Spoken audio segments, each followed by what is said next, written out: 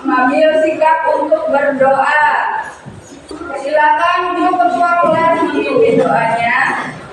Berdoa mulai.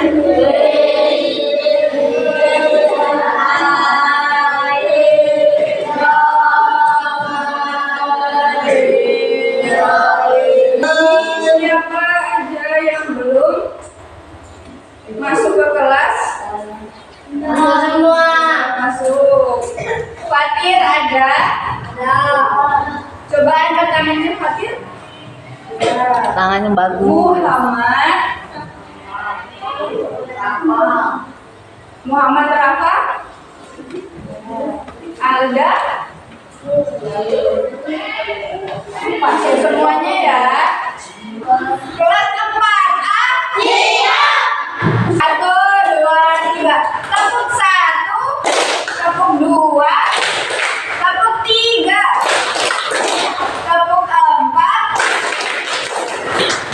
tepuk 4, tepuk 5,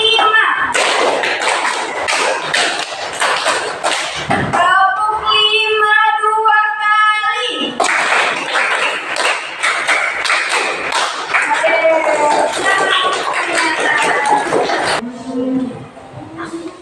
Hari ini kita belajar tentang mata pelajaran IPA. Kemarin kita belajar tentang apa?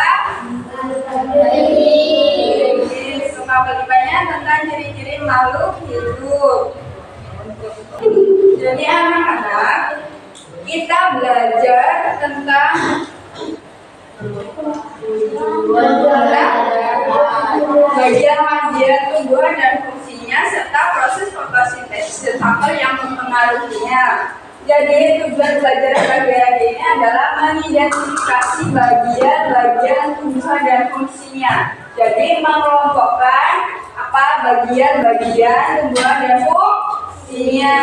Yang kedua, menjelaskan proses fotosintesis dan faktor yang mempengaruhi. Coba perhatikan di depan. Kita akan mengamati video tentang proses fotosintesis. Halo adik-adik, bagaimana kabar kalian?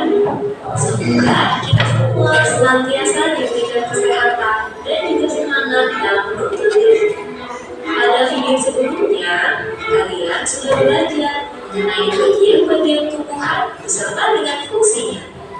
Pada video kali ini, kita akan belajar tentang proses fotosintesis pada tumbuhan. Wah, apakah kalian tahu? Kita sedang berada di mana? Ya, benar. Kita sedang berada di hutan. Wah, pohonnya sangat besar dan lebar. Tentunya, udara di sini juga sangat sejuk. Apakah kalian tahu bahwa Indonesia memiliki hutan sebesar-besarnya? Dari ribu-ribu pulau di Indonesia, tersebar pula hutan-hutan di Indonesia dari Sabang hingga Merauke. Karena inilah yang menjadikan Indonesia sebagai negara yang memiliki hutan terluas ketiga di dunia. Selain itu, Indonesia juga dijuluki sebagai salah satu negara yang menjadi paru-paru dunia. Lalu, kenapa dengan banyaknya hutan dan pepohonan dapat menunjang kelangsungan hidup di muka bumi? Untuk menjawab pertanyaan itu, yuk kita belajar bersama-sama mengenai proses fotosintesis pada tumbuhan. Tumbuhan tidak dapat makan seperti yang manusia lakukan, contohnya makan bakso, soto, ataupun pizza yang kalian sukai. Tumbuhan memiliki sistem pencernaan yang berbeda dengan manusia ataupun hewan yang memiliki mulut, rambut, atau sistem pencernaan yang lain. Tumbuhan dapat membuat makanannya sendiri dengan bantuan energi matahari. Lalu, apa saja bahan-bahan yang diperlukan tumbuhan untuk memasak makanannya? Tumbuhan memasak makanan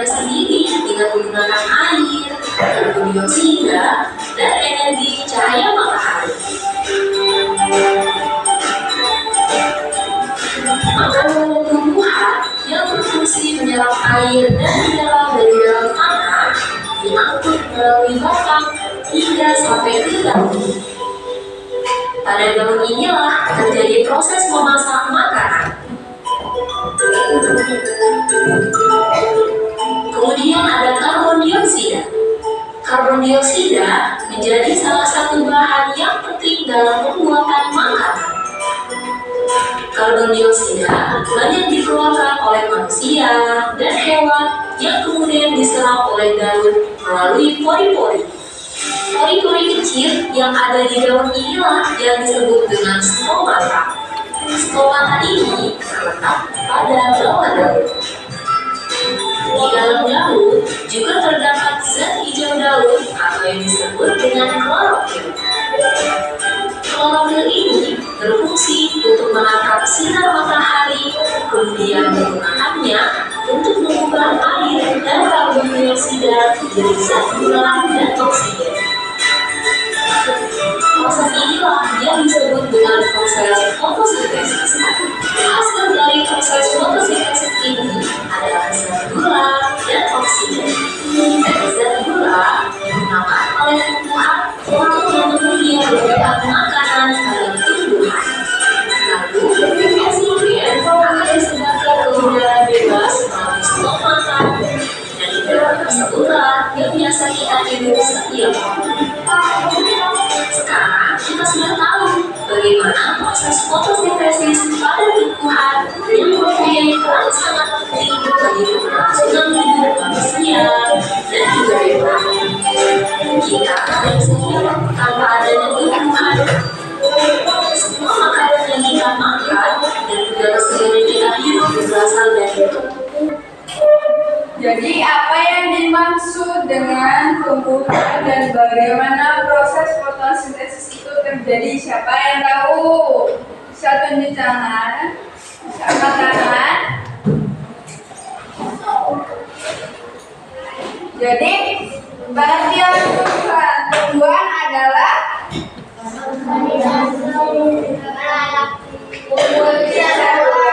eukariotik yang memiliki bibit, sel, dan klorofil, mampu melakukan fotosintesis untuk menghasilkan makanan sendiri. Ya, apa sih struktur tumbuhan terdiri dari?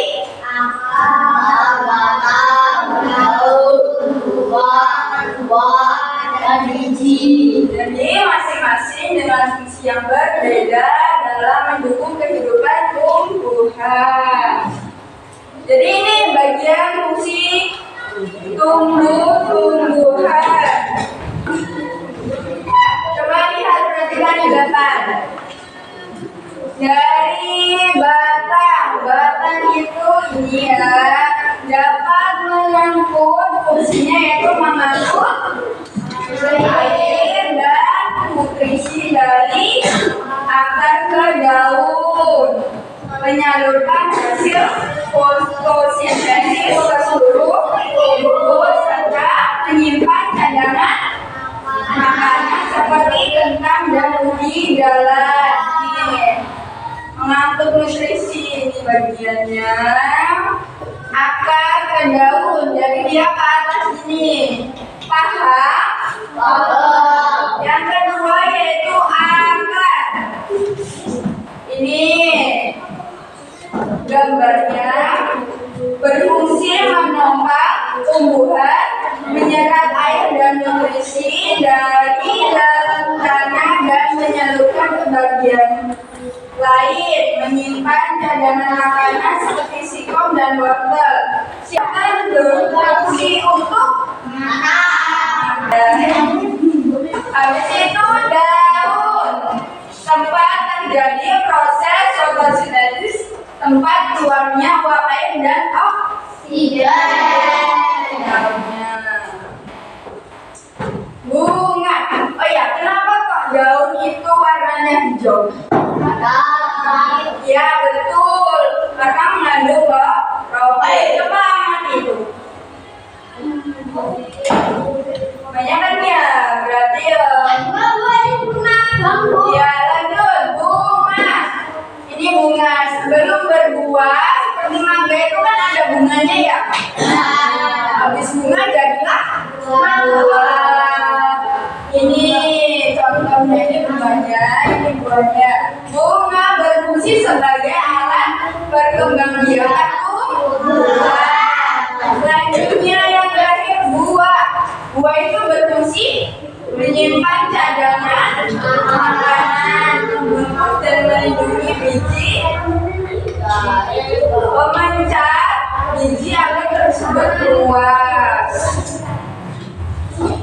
Apa sih pengertian fotosintesis? Coba bacakan.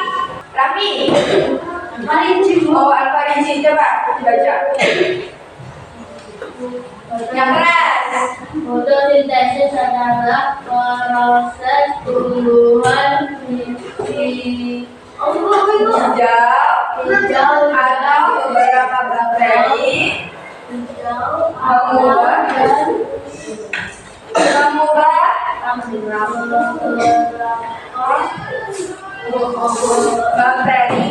mengubah energi cahaya matahari menjadi energi kimia dalam bentuk gula glukosa. Ya. Proses ini penting karena menghasilkan makanan bagi tumbuhan sendiri dan juga oksigen yang dibutuhkan oleh hewan dan manusia. Jadi yang membutuhkan oksigen itu tidak hanya hewan saja atau manusia saja. Tumbuhan juga perlu oksigen. Fotosintesis terjadi di dalam kloroplas organel yang mengandung apa tadi? Ya, apa sih itu klorofil? Ya, hijau daun. Selanjutnya, proses fotosintesis tadi kan sudah mengamati video yang ada di depan, ada terjadinya proses fotosintesis. Yang pertama, coba dibacakan kelompok 1. Baca. Menyerapkan air akan menyerap air dari dalam tanah dan membawanya ke daun melalui batang. Nomor 2. Penyerapan karbon dioksida. Daun menyerap karbon dioksida dari udara melalui lubang kecil di daun yang disebut stomata. Ya, untuk nomor 3 dibaca oleh kelompok 2. Silakan. Menyerapkan energi cahaya.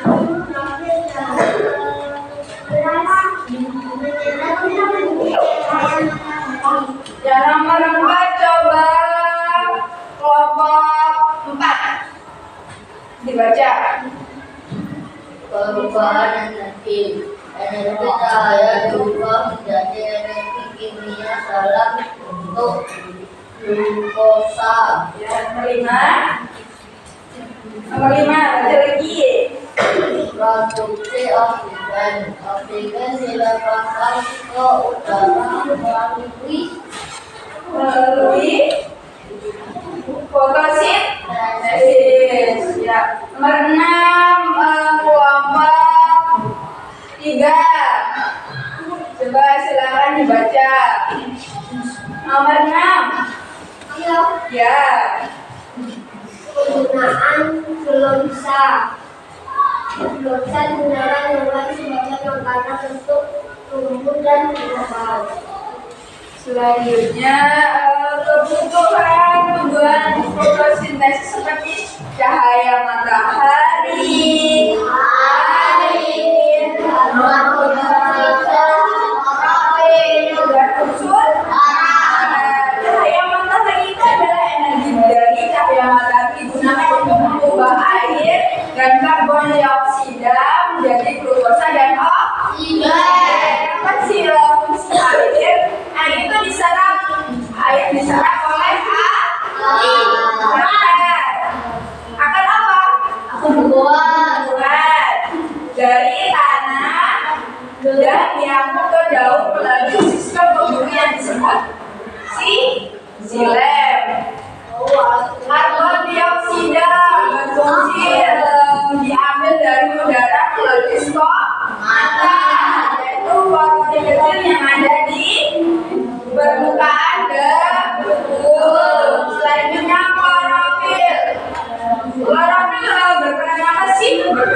dalam menyerap cahaya matahari dibutuhkan untuk fotosintesis. Yang terakhir unsur hara. Kalian tahu unsur hara itu apa? Unsur hara itu merupakan nutrisi bagi tumbuhan yang dibedakan menjadi dua jenis, yaitu jenis makro dan mikro. Makro dan mikro. Sudah paham? Itu akan membagikan lembar kerja serta jadi ya ini bagian tumbuhan. Jadi nanti kalian ya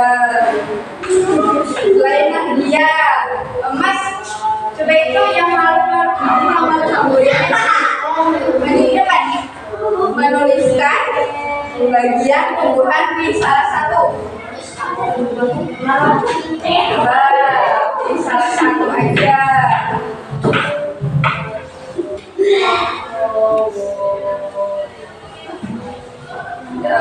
Oke, tepuk tangan.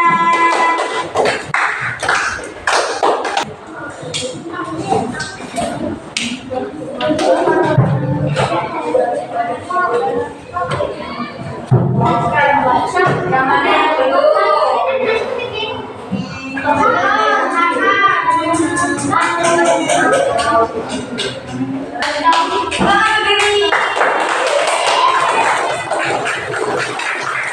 Jadi kesimpulan dari bagian-bagian tumbuhan dan proses fotosintesis itu adalah tumbuhan terdiri dari apa aja tadi? Struktur tumbuhan itu terdiri dari apa?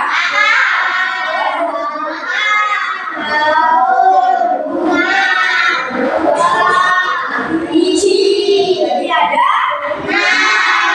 komponen masing-masing dengan fungsi yang berbeda. Nanti sampai di rumah jangan lupa belajar, dibuka kembali belajar hari ini tentang apa? Hari ini belajar tentang apa? Tentang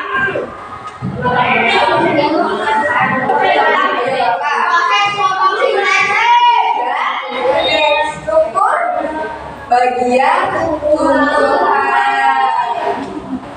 Baik, pembelajaran hari ini sudah selesai.